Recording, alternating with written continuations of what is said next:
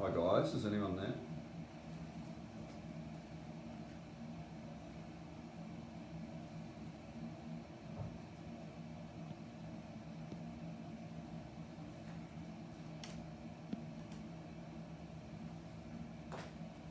Can you hear me, Steve?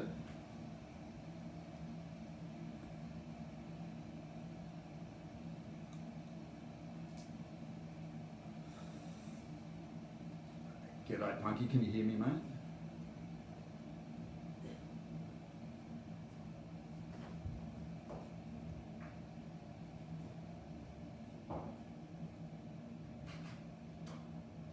Beautiful, just setting up guys, waiting for my cup of tea.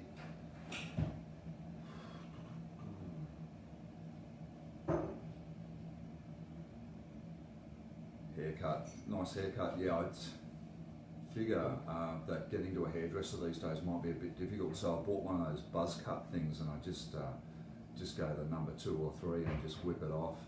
I've set up a little bit better than my previous, what I was doing in the bedroom. I had a TV crew out here setting me up so that I have a nice backdrop and all that, and most importantly I wanted my lawn bowls trophies in the background. So yeah, alright, so we are 10:30 now, which is when I said we would kick this off, and I'll wait just for a few more to get on because we've got 74 people viewing at the moment, which will grow, and this of course is all happening very quickly, and it's impromptu after the events of yesterday afternoon and this morning. Alrighty, yeah, I'll just give you guys a bit of a background about what happened yesterday, how we got to where we are now, what's going to happen. I dare say a lot of you who were on the Virgin hookup with Paul Scarra probably heard some of the same stuff that I heard, but I had a call about 3 o'clock yesterday afternoon from Todd Reynolds from Virgin, and I was that flat out. I couldn't get to his call because I was working on other urgent matters, and I had a hook up with the ACTU at 4:30 yesterday afternoon. Yesterday afternoon, Michelle O'Neill chaired a meeting of all unions who represent people at Virgin, and a couple of unions who claim to represent people at Virgin and have no members, but that's another story. Michelle just pretty much made it very clear, thank you my dear, that voluntary administration was inevitable, it was going to happen, and as we were talking on the ACTU phone hookup, it was being leaked out all to the press through that period. So sorry for alarming anyone last night, but I figured if I put on Facebook that they're going to go into administration and I'm wrong, it would have been really good news today, but alas, that is not the case. Alright, so as we were talking yesterday afternoon, there were a couple of union people who were involved in the ANZAC collapse in 2001. 2001 was, that all happened 6 months before I first got onto the ALAEA executive, so I wasn't too involved, if involved at all, although I was an executive member in the dying days when they were still trying to wrap things up. We discussed about an administrator and who the unions would prefer to be in charge of this process, and the name Corda Mentha came up, which of course were the people who were the second administrators at ANZAC, and the unions had a good experience with Corda Mentha ultimately at the end of the day, and found them quite friendly to or receptive to propositions put by the unions back then. We were thinking if we had a choice, we would have Corda Mentha as the administrators in this process.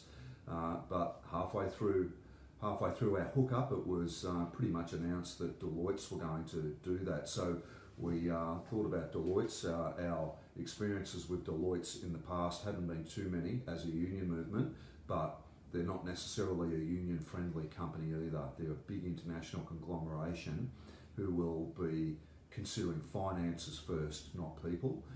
But That being said, being a big international organisation rather than Quarter Mentha, it may place them better to find an international buyer or an injection of cash from other sources that Quarter Mentha may not be able to access. So the appointment of the administrator was something that was determined by the current Virgin board.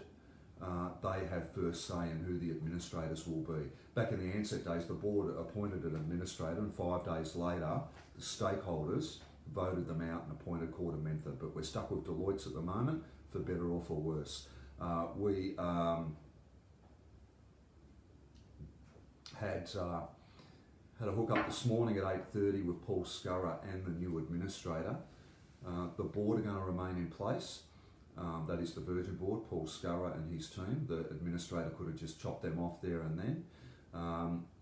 Flights will continue. Everything will be as it was. Your JobKeeper payments are still going to come flow or will continue to flow through, because when in administration, that doesn't mean you're out of employment. You're still employed by Virgin Australia, or Virgin Tech I should say, or VARA. So everything remains the same. They still sell tickets. The only oddball thing is that the frequent flyer program Velocity's not in administration, because they're under a completely different umbrella and have their own board structure. What else can I tell you guys? Administration, the process. I am only learning about that myself, but I've got some very wise people in the union movement who've briefed me to what it means.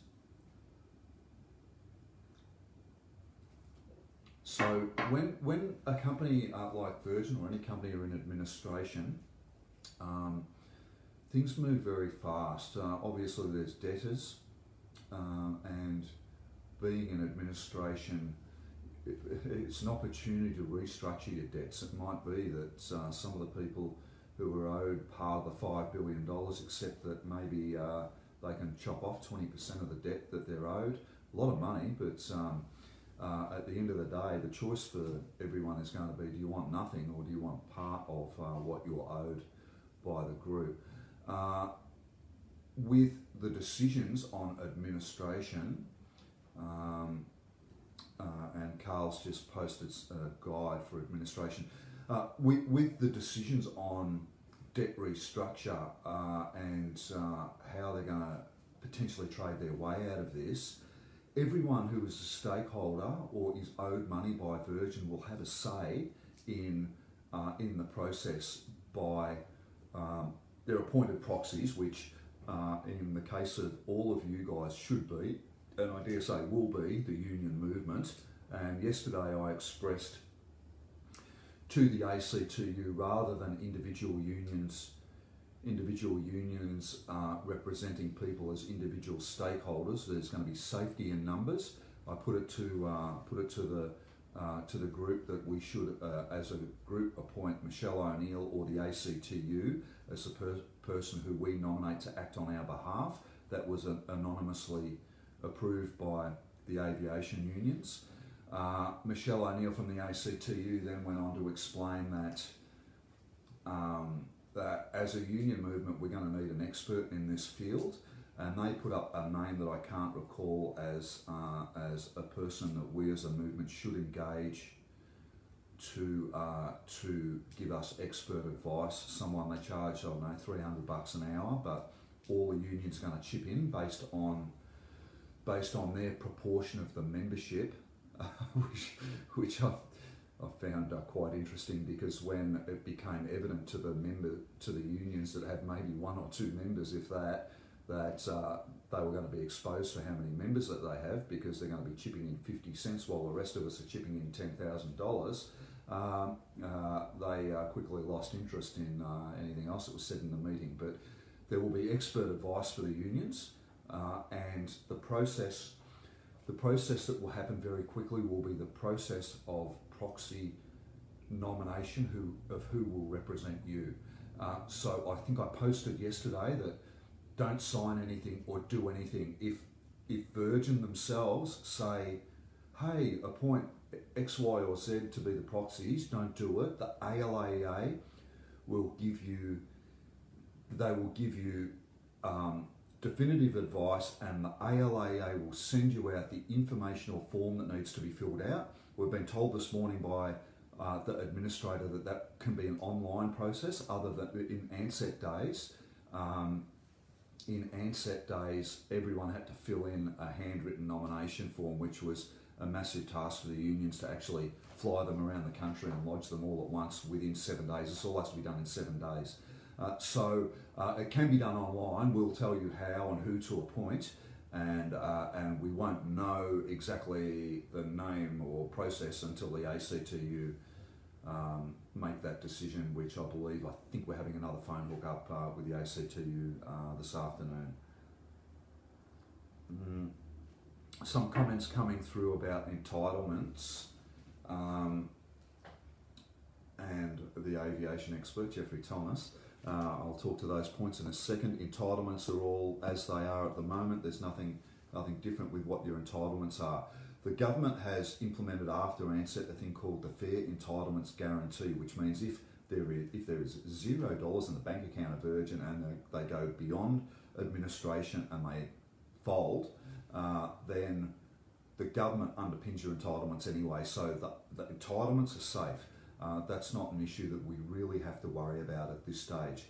Aviation expert Jeffrey Thomas, I think most of you all know Jeffrey Thomas from the Western Australian newspaper, self-proclaimed aviation expert, because when he was younger, his uncle, who was an aircraft engineer at TAA, walked him through the hangar.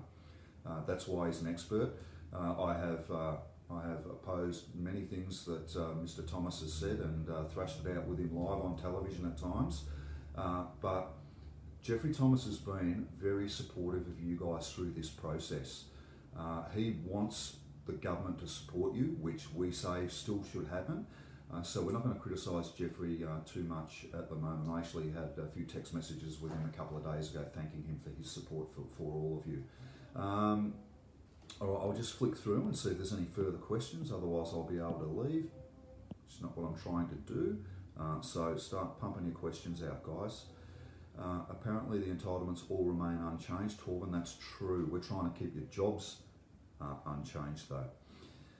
Clark from Adelaide, I think. And if I'm correct, Clark, you're from Adelaide, or if there's Adelaide Virgin members out there. I've had a request from the ASU overnight that they don't have a very big membership in the check-in area and other admin areas in Adelaide. So the Adelaide employees are very underrepresented, and if you can pass word on them to get in contact with the ASU, join up, or whatever else they want to do. But at the moment, there's a lot of exposure for Adelaide Virgin check-in people. And back to your question, don't flame me. We were due a pay rise this month. Has this gone ahead, and was there any approach to stall this to help the company? Clark, there was no approach whatsoever to talk to the company about stalling your pay rise, because we had far more pressing matters. It would be like you were having troubles paying your mortgage and you owed the bank $500,000, and they came knocking on your door and you said, here's 50 cents, will that do? Saving a future pay rise is not a pressing matter that we had time to discuss with them or even consider, because it would have required a vote of all employees, and it would have taken 6 months to go through the Fair Work Commission itself. The concerns are more immediate than consideration for not taking a 2% pay rise. I've actually put it out there to you guys, I think 4 or 5 days ago. Would you consider taking a 20% pay cut for an equity stake in the airline? Is something real that we can talk about, rather than something that is nothing more than a drop in the ocean. Going back through the questions, Michael McLaughlin, are EAs affected now the company isn't admin? No.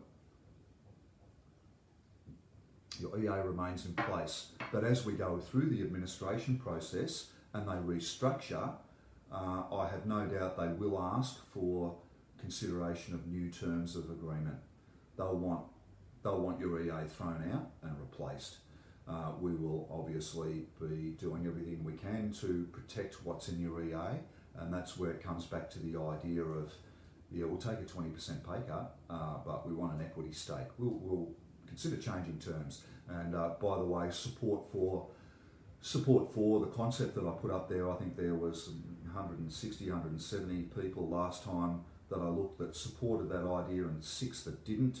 I note that 2 of those 6 that didn't were former Qantas employees who retired about 20 years ago, and probably we just had finger troubles on Facebook. Okay, so back to questions. Any word on Virgin Freight? Correct me if I'm wrong, guys. I don't think Virgin have any dedicated freight aircraft, do they? They just put freight in the underbelly of their planes. I'm sure the answer to that will come up. Virgin Freight, probably covered by the umbrella of all the Virgin Group companies who are now in administration aside from Velocity.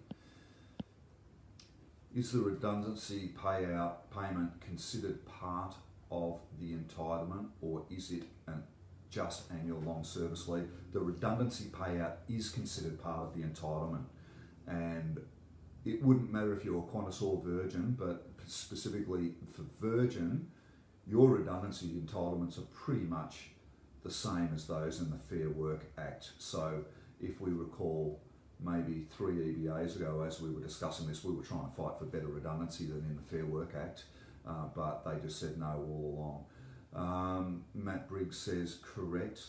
Dare say that's about freight. Freight, no dedicated freight aircraft.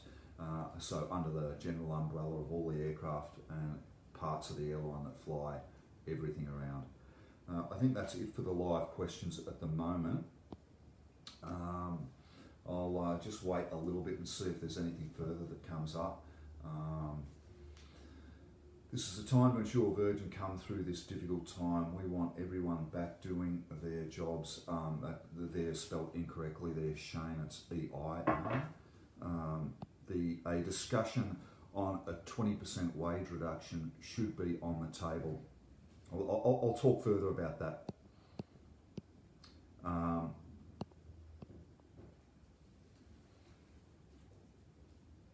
I put that question to you guys maybe 5 days ago. I rang Michelle O'Neill, the ACTU president, and told her that I was doing this. And I said, we should get out there and talk about it publicly. And she said, don't do that, you dickhead. And I said, why not? And she goes, because if you put it out there in the public space that employees are considering something like this, then it will scare off the government. The government will just say, well, employees are looking at something, we don't have to do anything. So she was right. I was a dickhead.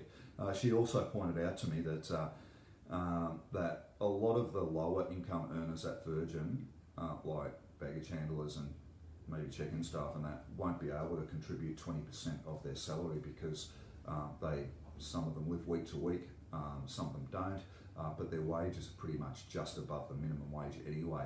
It's probably only pilots and engineers and maybe managers and a few others that could do this, but it's still a viable option and something that I will be putting to the ACTU at the appropriate time.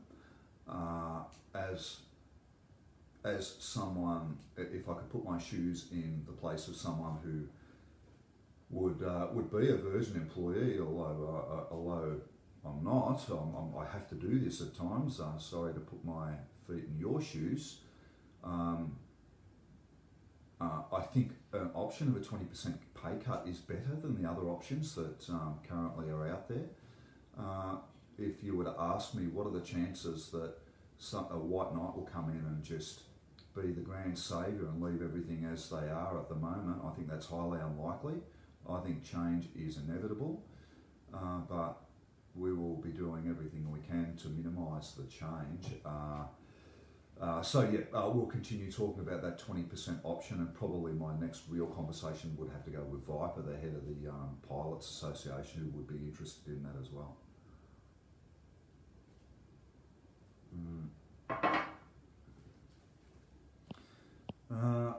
Pioneer run freight on behalf of Virgin using the 146s.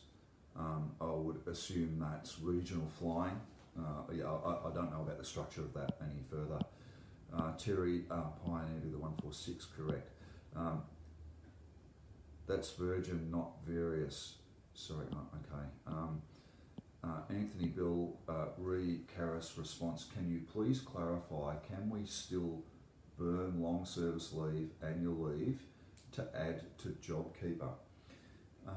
There's probably a few Qantas people on here as well who will take something from this. Your annual leave and long service leave do not add to JobKeeper. The JobKeeper provisions put in place by the government was an absolute scam, complete rort. If you take annual leave and long service leave, you don't get $750 a week on top of it. If you take leave, the company keeps the money. So in your case, you're probably happy for Virgin to keep the money if you're taking your annual or long service leave. As an individual, you may prefer to not take annual leave and long service leave and take $750 a week and preserve your annual leave and long service leave entitlements for payout at a later point in time or use at a later point in time. That's the general advice I give, but of course we understand that a lot of people will not be able to survive on $750 a week and will have to take annual or long service leave. But the way I look at it is this: it will cost you $750 a week to take your annual leave or long service leave.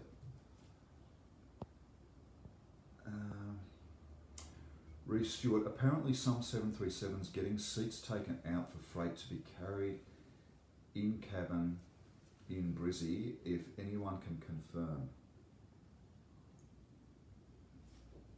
If I owned an airline right now, I'd probably be pretty keen to get into freight as well. So if anyone from the Brisbane hangars is watching, it'd be interesting for us to know, are they ripping seats out so they can put more freight into the aircraft? And my understanding of aircraft is that the A330 is a very good aircraft to carry freight without taking seats out because of the space underneath. And I'm not 737 licensed, but all I know is stuff about a moving carpet and baggage handlers breaking their back trying to throw stuff in the underbelly of a 737. So to me that means that's not a good aircraft for freight, but so hopefully someone can answer that question on work that may be undertaken on seats if there's any at the moment.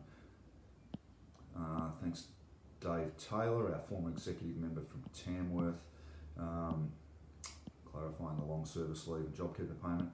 Jeff, superstar, 10,000 views, world's best aircraft engineer. Someone actually pumped out onto me on Twitter, Jeff, that Jeff Hyatt won't have a problem getting a job at Virgin Collapse because he's the world's best aircraft engineer. And I had to point out that there are no jobs in Australia. Qantas haven't employed a lamey for about 10 years. Can we please make a request to all members to make videos to plead to the government for help? Yeah, we can renew that call and have more and more videos pumped out. How the videos work is like this. The videos are pretty restricted if they go on the ALAEA page. We just see it. I have to take those videos and put them out on Twitter, and not many people care about anything I say on Twitter. So I have 1,000 followers, which is quite a small amount. I mean, the average person who is just a employee might have 50 followers. I have managed to get 1,000 followers, but Sally McManus from the ACTU has 50,000 followers. So the reason, Jeff, your little video went viral is because Sally retweeted your video. It didn't happen to some of the others. It was just that my 1,000 followers retweeting it, some of them. But what I would probably ask though is if we're gonna do these videos and keep on pumping them out, we really need someone to coordinate it, because it was I think we had about had about 10 or so over 2 days, and it's pretty much all I was working on for 2 days. I have one from Brandon Devine to process at the moment or go up, which I haven't been able to get to. If anyone's really good on Facebook, maybe a bit better than Tambo or Mike Davies, if they can nominate to assist with that process, that'd be bloody awesome.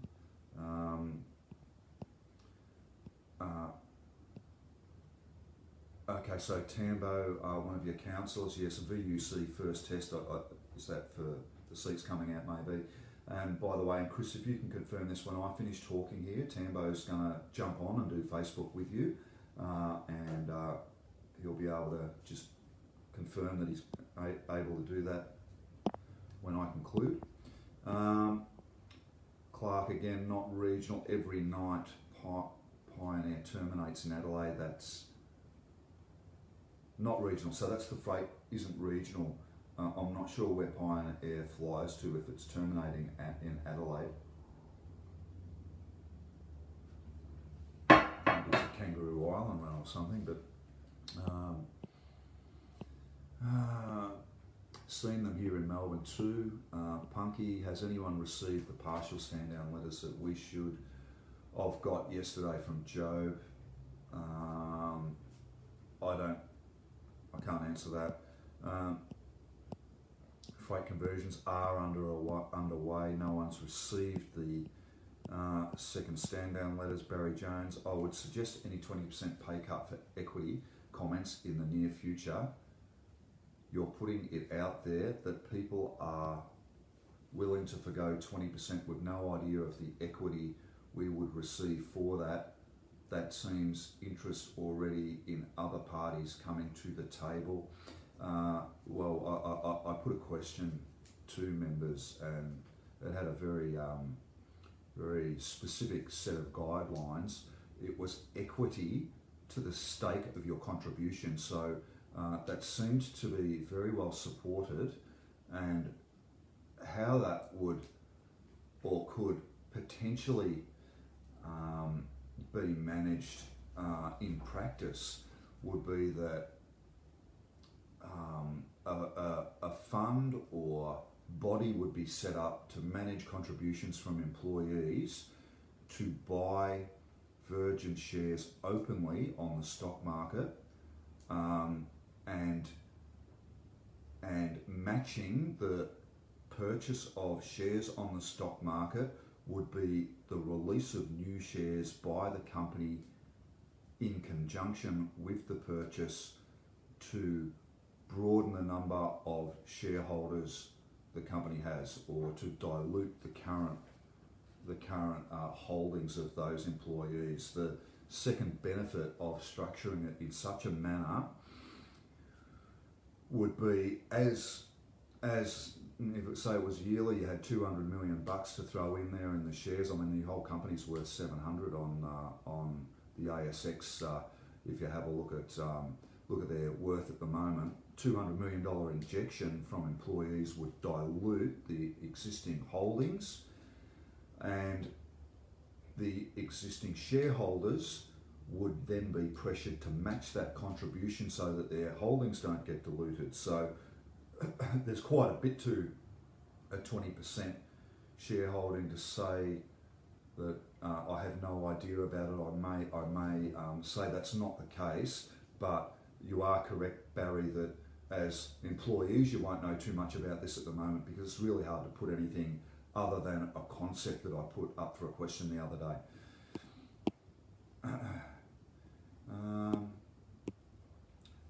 They run 3 Cairns to Melbourne freight flights. Robert Galley, can see Steve never fails to mention you're the best. And let's face it, Jeff is the best. I don't think too many others of you guys have got a golden spanner like Jeff has. John Elledge, how long do you see us staying on JobKeeper program during voluntary administration? Will a number of us be released during this time.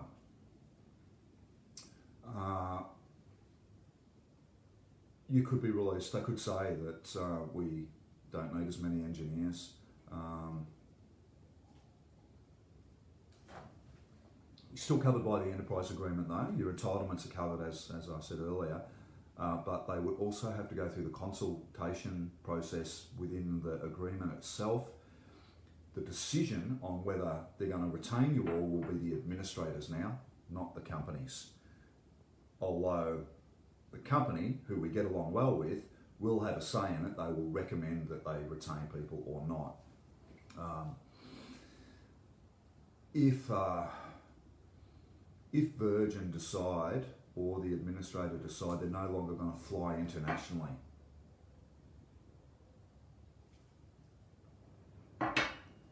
I think, and yes, it is speculation, so please don't criticise me, I think that is something that's potentially on the cards. They don't fly internationally.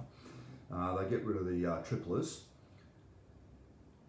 and not too much else. 737 flying out into the Pacific Islands will reduce some of your work, up to Bali, places like that. Cutting international flying may see an overall drop of 15-20% work. That might call for redundancies, in which case we would just go through the consultation process, and of course that would include asking for volunteers first, but I don't think there's too many volunteers that would take that opportunity up. Paul Cole, we've seen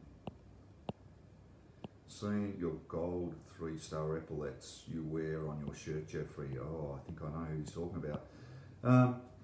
If we are released, will we be paid redundancy or just leave balances? You get redundancy as well.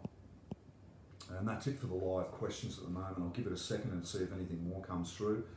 Other than that, Tambo, are you there? Can you please confirm that you will do a Facebook Live within the next 3 or 4 minutes?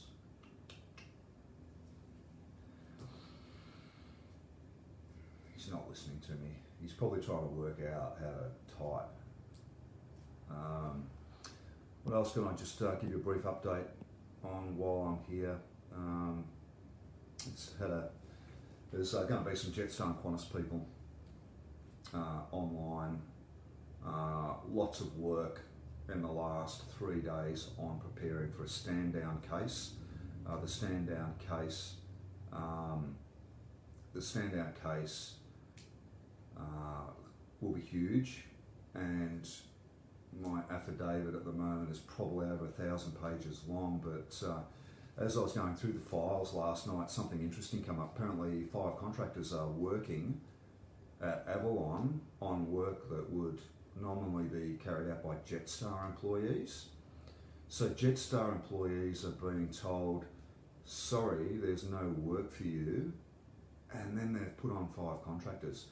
So I emailed Jetstar management late last night and said, our members have identified contractors working at Avalon on the work that would normally be done by Jetstar employees.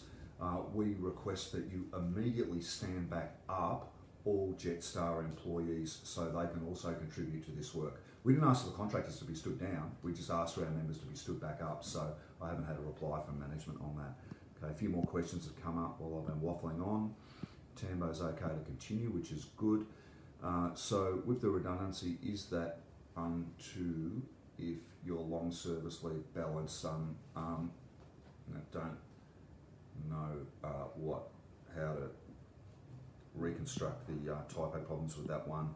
You get redundancy, which is, I believe, 16 weeks, correct me if I'm wrong, 16 weeks pay, plus your long service leave, plus your annual leave. Luke, what's the association's position on compulsory redundancy selection? Well, compulsory redundancy selection is a process that we say would happen after voluntary redundancy. Does the association have a formal position on who would go? No. Compulsory redundancy, in my time with the association, which is 18 years, there's been airlines fold, there's been entire workforce is made redundant, but the only redundancies where a portion of a workforce is made redundant has been within the Qantas Group. Within the Qantas Group, the provisions in the EBA mean that they can pick and choose whoever they bloody well want, and they do, and they're real bastards about it. The union or union principles in general are last on, first off. I'm not saying that's the association's position, but there is long held reasons why last on, first off is adopted by unions or has been in the past. And that is because people who have been with a company for a long time are more fixed in their association with that group, and more it will be harder for them to adjust to a change. The second reason is so that companies can't pick and choose who they want, so there's actually a fixed position or manner in which they make the selections, so that they can't just pick their mates. Paul Cole, are the companies still keeping the union in the loop with the administrators running the show? Absolutely, yeah. We spoke to the administrator and Paul Scurra today, I can generally say that the company's been really good through all of this. Clark, was interesting that the ground handlers in Adelaide for Jetstar were replaced with Swissport handlers overnight when their handlers had to confine. Yeah, so that in Adelaide, of course, refers to the coronavirus outbreak there, which affected our members too. Not our members didn't catch it, but a lot of our members were stood aside, and they had to recall the lamies who were stood down, or some of them, to continue the work. Maybe with baggage handlers, Jetstar had no option. I mean, the thing started in their baggage room, so I would dare say every single baggage handler was not allowed to continue. Maybe they had some stood down that could have come back, and if Swissport got thrown in there, they would have a case under the Fair Work Act, but that's probably all I need to talk on that about. On top, Torben's corrected his spelling mistake. On top, yes, it's on top, mate. That is, your redundancy payment is on top of your long service leave and your annual leave. Jeff Hyatt, good question, Luke. I've been asking the same question. Seniority selection based on required skill sets, as discussed. And hello, Melissa Caruana, watching from Malta, unless she's stuck in Sydney. Melissa was a former employee of the association, so hello, Mel. And that looks like it's it for the live questions at the moment. I will close this one off and hand over to Tambo, who will be on another live session very shortly. I'll hang about Brenton Dowling. What about looking at job sharing in preference of compulsory redundancy? Yes, we'll look at doing that as well. All right, thanks everyone, and Tambo will take over from me. Ciao.